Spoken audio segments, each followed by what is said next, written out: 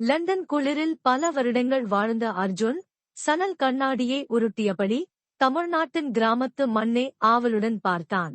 பெரியப்பாவின் ஏற்பாட்டில் அவனுக்கு பெண் பார்க்க வந்திருந்தனர். ஆரம்பத்தில் பெரியவர்கள் அர்ஜுனை சூர்யாவுக்காக பார்த்திருந்தனர். ஆனால் சூர்யா தான் வேறொருவரை காதலித்ததால் அர்ஜுனை மெதுவாக நிராகரித்தாள். அர்ஜுனோ அவளின் தங்கையான துருதுருவெனச் சுழன்ற கனிமொழியின் வசீகரமான கண்களில்தான் சிக்கினான்.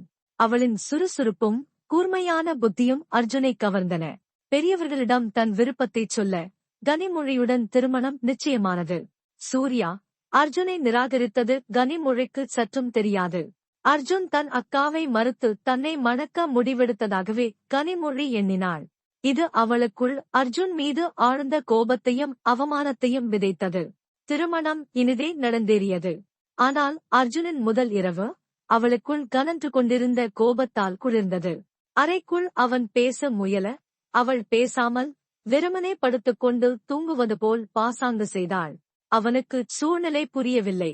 ஆனால் அறையை விட்டு வெளியே வந்தால் அவள் எல்லா உறவினர்களுடனும் சகஜமாக பேசினாள், கேலி செய்தாள், சிரித்தாள்.